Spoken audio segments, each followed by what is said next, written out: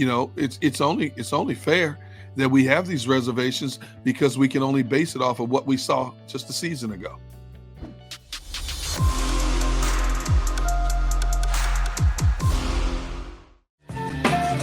What's up, everybody? Welcome back in. Rob Ellis, Derek Gunn. Barrett Brooks is on assignment at Eagles OTAs today at the NovaCare Complex in South Philadelphia. He'll be checking in a little bit later. We are Sports Take. Is that the right way to phrase that, Derek? To make it sound very professional? He's on assignment. Barrett's on assignment. Is that the way I should phrase that? You can call it whatever you like. I know what it is. You know what? You did that very eloquently. I'll give you that. All right. I will leave it at that for right now, at least, till we hear from him a little bit later. So Fletcher Cox is there, Derek. He wasn't there earlier in the week. So what do we take away from that? I don't know, but the fact. I'm sure he was excused. Whatever it was, I'm sure he was excused. Yeah. And when you've been in the league as long as a Fletcher Cox, and you've earned your, red badge of courage in a lot of ways as a proven vet. And Fletcher Cox has never been one to be standoffish for anything, defiant in any way, shape, or form. I don't make much out of it, except for the fact that obviously he was given his time off and he came in when he had to, for whatever the case may be. And I'm sure it'll come out eventually. So I have no problem with that. Yeah. Look, it is, again, they're not compelled to be there. They don't have to be there. Would you like them to be there? Sure. You'd like them to be there, but they're not. They don't have to be there. That's for sure. So we'll continue to get updates. Like I said, it's Alumni Day. You have the likes of Dick Vermeil there today. You have Irving Fryer there, just among Barrett Brooks, just among others. Yes, the Rev, Irving Fryer, among others that are there at camp today. So we'll give you updates as we go along. Who looks good, who doesn't look good, like the stuff we were talking about a little bit earlier, all that stuff. All right, so let's talk expectation here, Derek. You had an Eagles team last year that was coming off just a horrendous season the year before, right? Doug Peterson's last year. They make the coaching change. They turn the reins over to Jalen Hurts. It's what you look at and you would call a transition year in a lot of ways, where you're just trying to figure things out, what you have, et cetera. So you don't have a real high bar set for last season. Let's be real about this.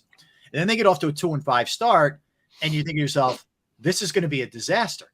To their credit, they dust themselves off. They changed their philosophy offensively. They got fortunate because the schedule was light. Let's be real. Right. And they end up, not only finishing respectively, they end up getting in the playoffs somehow, some way. Now they get killed by Tampa in that game, but nonetheless, they get in the playoffs. They finished the season 9-8. So first year we're at a 17-game season. And we go into the offseason, and pretty early, other than Hassan Reddick, it was pretty quiet for the Eagles for a while. Then as we get closer to the draft, the things changed a lot. They get A.J. Brown, some serious draft picks. They end up getting James Bradbury. And I think the expectation changed from they might be 9-8 again, maybe 10-6 to this team might be better than Dallas. They could win the division, and maybe there's an expectation to win a playoff game. I've said all along, I think they're in that 10-win range, maybe 11-win range, somewhere around there. I'm not getting too crazy with this team. I think it's going to be neck and neck for the division. They need to show me they can beat the Cowboys before I really buy it, because the Cowboys, let's face it, have owned them, the last year or so. Yeah. But I do think they have cut the margin of talent with the Cowboys in a big, big way on paper. So I would tell you my expectation is I don't expect a division win, but I expect them to compete and be right there to win the division. And if they don't, I certainly expect them to be a wild card team. I expect double-digit wins. And I think if they get the right matchup, they could win a playoff game. I know they sound like a low bar to some people, but that's kind of where I'm at in terms of expectations for this team. I think the transition curve for this team, because of the way they finished last year and it got a bunch of young players playoff experience, accelerated beyond where they thought they would be at this stage, which was in a good place. Now, let's face it, they got into the playoffs only because the league expanded to 7 teams instead of 6.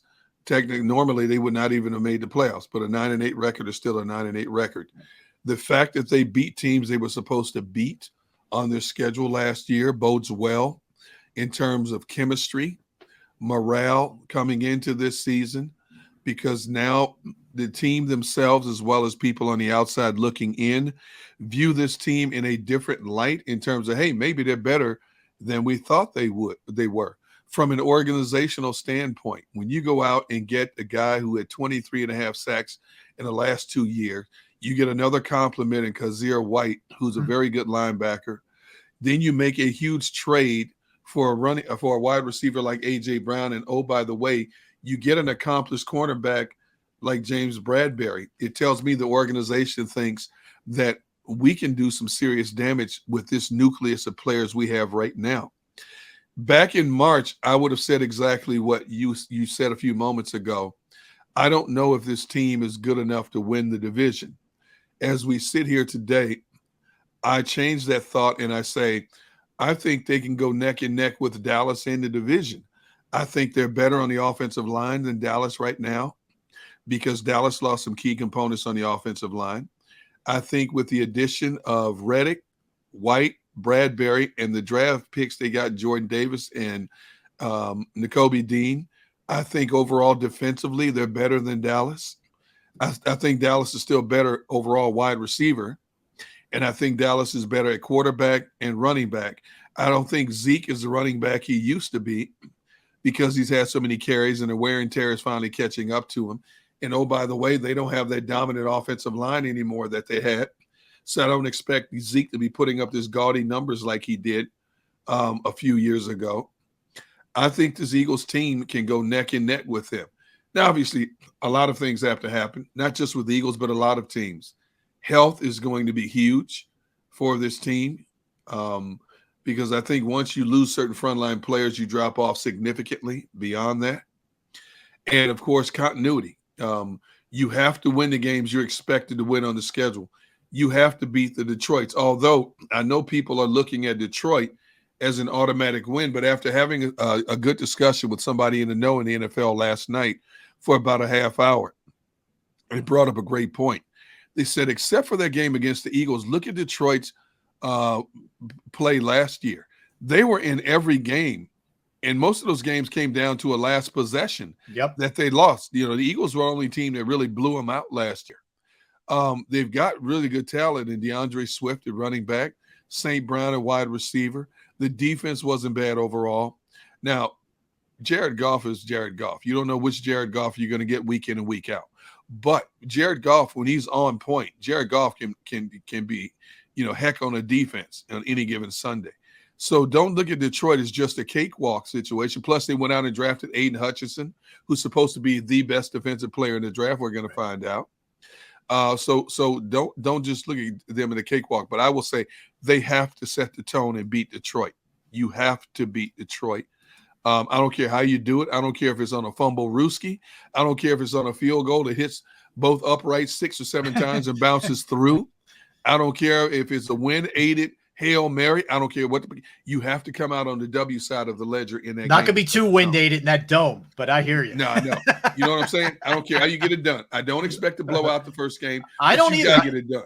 I agree. I do think they win, but the notion that people think they're just going to roll Detroit over didn't pay attention to Detroit last year. All they saw was the Eagles killed Detroit, and they did. Okay, but if you watched almost every one of Detroit's other games, it was tight. It was tight. See, and look, you see Trizzy LV. Come on, Gun. The loins, not lions. The loins are turkey. Like, okay, all right. That's easy to say, Yeah. But this is the NFL. This is not Alabama playing Sisters of the Poor. Any NFL team can rise up on any given Sunday. We see that every year. Yeah. We see it time and time again. I don't take anything for granted in this league. I think the hard thing to gauge for me, Derek, is what they're going to look like against good teams, because last year it was so lopsided. They just got beat up, especially good quarterbacks, and they don't face as many good quarterbacks this year as they did last year. But that's the unknown for me right now. They've no doubt they've upgraded the roster. There's no doubt. I think you're in a better place in the second year with a head coach and continuity and all those good things before we even get into Jalen Hurts. I just think you're in a better spot in a lot of ways, but I still have to see it against the real teams. I do too.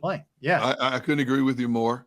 And like I said, we're not going to really see it in preseason because more and more teams are keeping their frontline players out of preseason games. Yeah. So we don't even know what we're looking at when we watch this team in preseason. We're looking at young players to see how they develop. We're looking to see what Nakobe Dean is or is not, Jordan Davis is or is not. We're looking at those things, but you're not going to see the headliners play much. They may go out there and work up a sweat for a series or two, but you're really not going to see it. So it comes down to when the curtain opens on the NFL season for 2022 is when we're going to find out. And, I do think, I'll say it from now until the time the season kicks off, I do think this team should win more games than it loses.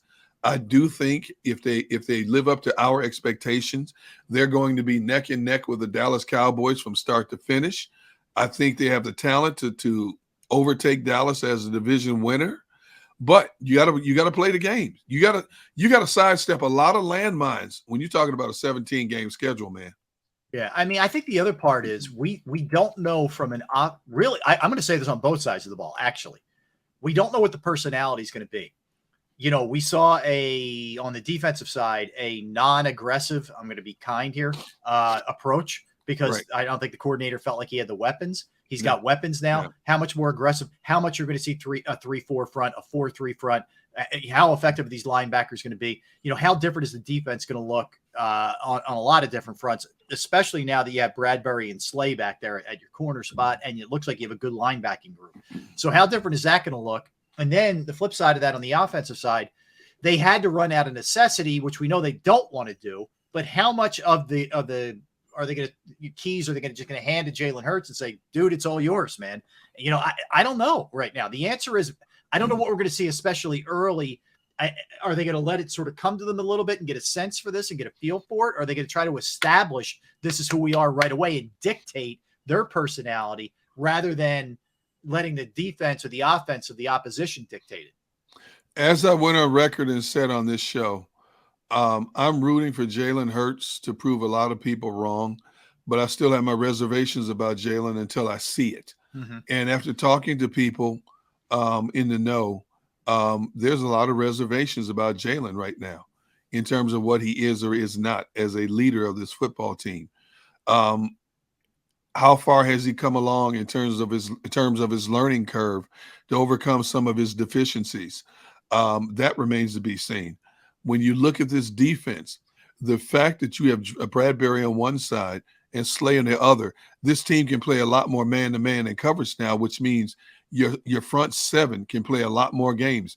You now have the talent to play a lot more games and just to attack more frequently than you did in 2021.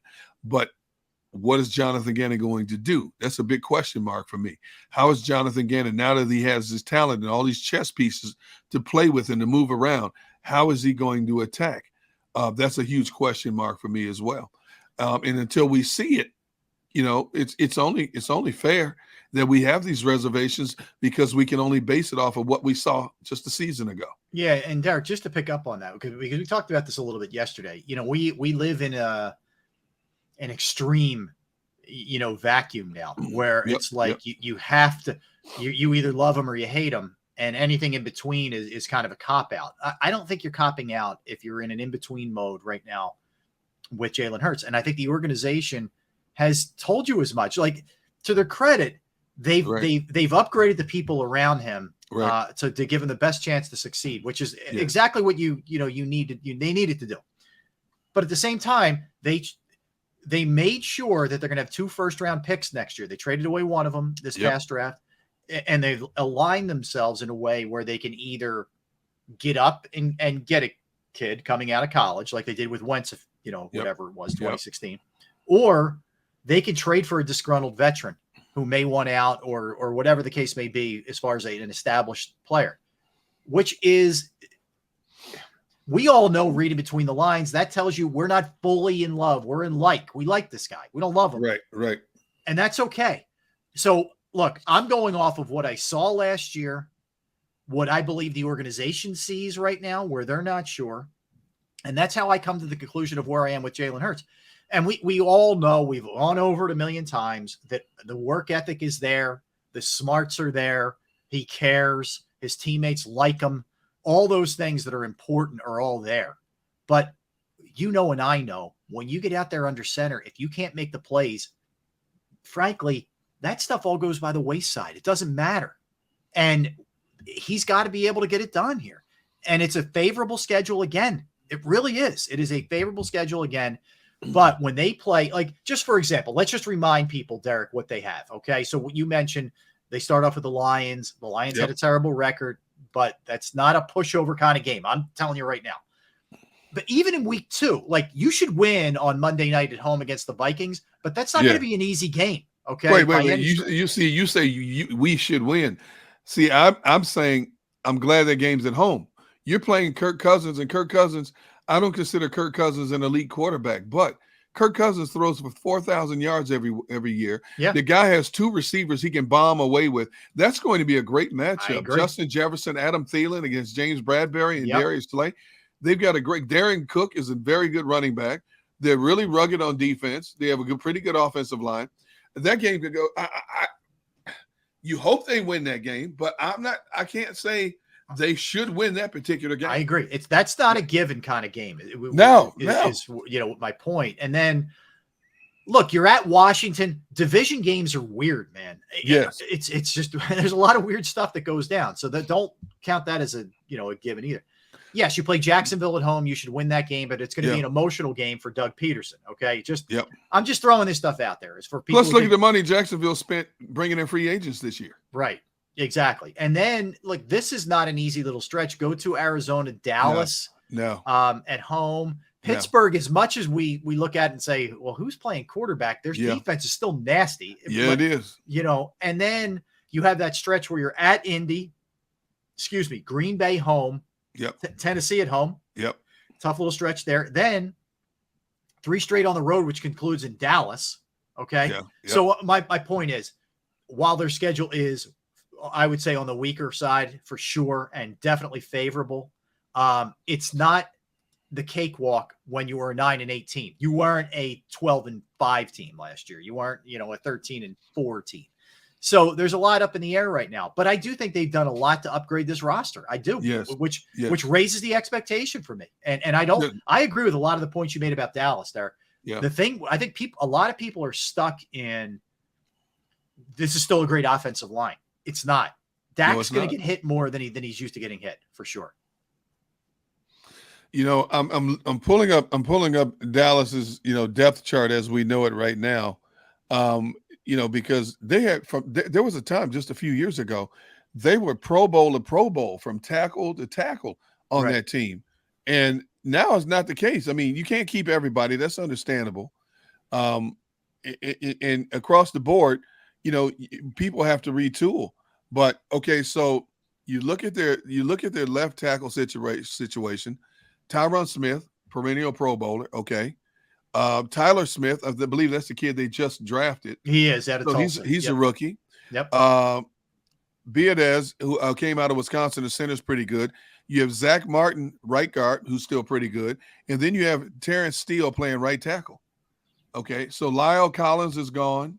Connor Smith is gone. Connor Williams is gone. Right. That made up a potent offensive line. So you got a learning curve here, for this offensive line. Look at the running back situation. Tony Pollard is a good running back. He's still playing understudy. But in the latter part of last season, Tony Pollard was racking up more yards than Zeke was. Okay? Yeah. You look at the wide receiving core for the Cowboys. Michael Gallup, I think, is an excellent receiver. CeeDee Lamb. Now, you got a kid named Noah Brown who doesn't get a lot of pub, but Noah Brown's a pretty good receiver. The other receiver, you have James Washington. Okay? He's hot and cold. He shows up one game, he's in a witness protection program the next game. So outside now, Dalton Schultz, they just I think he's in the midst of getting an extension. He's an up and comer. He's a good player. He's a good player, hard-nosed player, doesn't drop many balls at all.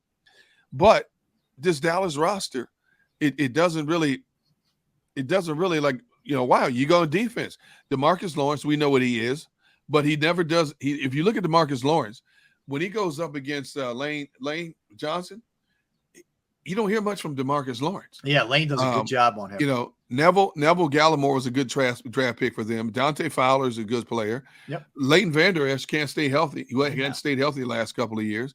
Now, Micah Parsons, that makes that whole defense right there. That kid is a professional assassin. He is. He is. No question about it. So, yeah, I mean, look, that's Dallas. And the thing with Washington is if Chase Young is healthy, they're going to be good on the defensive side. Oh, my goodness. There's a lot of young talent on that side of the ball. Oh, my goodness. They're in a very similar boat to the Eagles in that a lot of this is going to come down to how the quarterback plays, right? And I think it's very difficult to forecast what you're going to get exactly from Wentz. I just don't know. If you looked at Wentz's numbers in Indianapolis, they weren't bad. No, but if you look at the way it ended, it was ugly, and they couldn't wait to get him out of town. I don't think that's a coincidence. They gave up a lot. Yep. And they wanted that to work really badly. And it put a lot of egg on a lot of faces that it didn't work out, which tells you it was an extreme that they needed to get him out of there because those guys wouldn't want to look bad like that. The GM looks bad. Frank Reich looks bad. The owner looks bad for forcing him out after a year, which would concern me if I'm Washington. But who knows? There's always a lot going on with Washington. We'll get into Jack Del Rio in a little bit. And then you go to the Giants, which, to me, I think they made the right choice with the coach and Dable. Yeah. I think he's going to be a good coach. I do too. I really do. Well, they're a year or two away, though. Yeah, but I don't believe in Daniel Jones. Like the coach can only do so much. And can Saquon stay healthy? He hasn't been able to the last few years. We know what an impact he has. So it's not just that with the Giants. There's other issues too. So I think with the division, I think it's the Eagles and the Cowboys. And I think Dallas has taken a bit of a step back in some ways, in some areas, and the Eagles have taken a step forward, which means, like I said, that gap closed. And I think this thing is going to be really, really tight to see who comes out of there. Yeah, we keep talking about just Dallas and the Eagles, but, go back to Washington, dude. They have Antonio Gibson, J.D. McKissick. You got wide receivers Terry McLaurin, Curtis Samuel, and Jahan Dotson, who they just drafted. Yeah, the kid out of Penn State. Yep. Okay. You look at the defense. Chase Young coming back. Deron Payne, Jonathan Allen, 2 SEC players, 2 primetime. Montez Sweat is an excellent ball player. You got Kendall Fuller on one side of cornerback. The defense has got some talent over there, man. So Washington is going to be one of those middle of the road type teams, and they play the Eagles tough. The Eagles have had their number, but they play the Eagles tough. So it's going to be interesting. And I love Trizzy's comment here. Trizzy said, "Hey, Gunn, do you think we actually play with some heart this year against Dallas? Because I'm tired of losing to them." I think they're going to play with some heart, and I think those games are toss-ups right now as we look at it on paper. Yeah. I think they split the series this year. I honestly do. If the Eagles play up to what we expect them to play. Oh, I think that's fair. And look, one of the things you saw the last couple of years against Dallas was Dallas torched the Eagles secondary. I think having Bradbury there and having the ability to rush the passer better, which helps your D-backs every time out. And, obviously with Slay too. Yeah. I don't think you'll see that same kind of result. Dallas may do their thing and score, but I don't think they're going to kill the Eagles with deep shots and that kind of thing. Amari Cooper. No. Cooper beat the brakes off of the Eagles. Yeah. When the games when he played. And the problem with Cooper was he just missed a lot of time for Dallas, et cetera. But look, I love the Eagles' offensive line. I think they've upgraded their defensive line in a big way. And to me, it's not cliche. It's fact. You win inside and you win in the trenches. And the Eagles, I think, are going to have an advantage over a lot of teams from an offensive line perspective. And if Jordan Davis is what they hope he is going to be, and if Hassan Reddick is still that double-digit sack guy, you're real good in the trenches, man, on both sides. And I love the comment here from Dillip Bussa, who has the better O-line, the Eagles or the Cowboys? Right now, as I say, the Eagles, hands down. Eagles. Yeah. Because of the depth and the versatility. Right now, hands down, the Eagles have the better O-line right now. And I think that could be huge in terms of grinding out games, controlling the clock, moving the chains, picking up necessary first downs. If you have to rely on a running game to close out a game, I'd put my money on the Eagles' offensive line before I put it on Dallas's offensive line right now. Yeah, and the other thing I would say is I don't know. I think Nick Sirianni, the jury's out. But what I've seen enough of Mike McCarthy to know that I don't think Dallas has a big advantage over anybody with him running things on that. No. Right. Until that's Sean Payton, who I think it will be in 2023. I think you have an advantage over them at the coaching spot. Yep. Ron Rivera is a good coach, but, again, a lot of that comes down to Wentz, in my opinion. And Jack Del Rio is a good defensive coordinator. I mean, let's not overlook that. He is. And Dable, I think, is going to be there, but I don't think he has the horses right now. So No. I think the Eagles are in a nice position here. And I think, you generally where you see that leap is that second year. You have the quarterback and the coach. I know the quarterback's technically in his third year, but you know what I'm saying as a starter. Those two guys are both in their second season. And I can't emphasize this enough, and we talked about it a lot, the fact that Hurts is in a system that he's more comfortable with, and it's not learning something new every single year like he's doing the last 5 years. That's going to, I think, help him a lot. And look, he's got better players to help elevate his game around him. Simply put, he's got way better players than he had last year. If Hurts wants to prove himself as a starting quarterback in the National Football League, now I know they always talk about it. A quarterback really doesn't arrive in a lot of cases until their third or fourth year. But in Hurts's case, the onus has been put on him now. We're giving you the tools to make yourself a better player, to make this a better product overall. How are you going to respond? And that's a lot of pressure to put on a guy who's only in his second year of the same system. But this is where you prove yourself. This is your proving ground. Josh Allen had a terrible first year in the NFL, had to get his feet wet. But look at Josh Allen, the way he's played ever since then. Mm-hmm. Completely different. Now, of course, it came down to Buffalo making sure they built this team around him, and they did. And look at the way they played last year. They didn't get it done in terms of getting to the Super Bowl, but they're a much more formidable opponent now for the heavyweights in the AFC. And they are a legitimate Super Bowl contender now. And the Eagles have followed their suit. They have enhanced the product overall. They've got the defense looks better on paper. The offense looks more potent on paper, from the backfield to the pass catchers to the offensive line. You have everything you need now to succeed. It's on you to take advantage of the situation. No question about it. And you know what? I'm okay with expectations. All right. And I don't think that quarterback is going to melt with expectations. No, I think he welcomes it too. The thing I don't worry about is any kind of like just Wentzian kind of situation. I think this guy is just so level-headed that he'll be fine as far as that goes. Now we talk about Wentz and what he's gone through the last couple of years. This is a check me year for Carson Wentz because he's left embarrassingly from two different organizations in a span of a year. If Carson Wentz is true to himself, he takes a long, hard look at himself in the mirror and says, okay, two different teams gave up on me in a span of a year. I was a high first-round draft pick. I know I can play this game at a high level. My resume shows I can play this game at a high level. I have the talent in Washington, pass catchers, to be able to do this now. This could be, his mindset should be, this could be my make or break year as a starter in the National Football League. And so I expect Carson Wentz to come out guns blazing to prove people wrong who have these negative connotations about him. Now, granted, those negative connotations probably are his fault in a lot of ways. Right. If Frank Reich gives up on you, if Frank Reich, who helped build you into what we thought you would be long-term, gave up on you after 1 year, then it has to be more than just you having disagreements with one organization when two organizations have now, sent you on your way. Yeah. So now as a man, as a leader, because a quarterback is automatically a leader, as a leader, it's on me now to determine what I am and what I'm not, and to prove a lot of people wrong about me. No, well, hey, you're dead on. Okay. There's nothing I disagree with what you just said. I think there's just to pick up on two things. One, if he has a bad year or flames out like he did last year, he won't be a starter in the NFL next year. No. Okay. No. He'll be a backup. He'll still be in the league, but he won't be a starter. Number one. Number two, I wonder, Gunnar, he's a weird dude. And I don't know if that kind of, like the scenario you laid out even registers with him. I almost think he feels almost like a victim in some ways. Like, I don't even know if that registers, but maybe it does.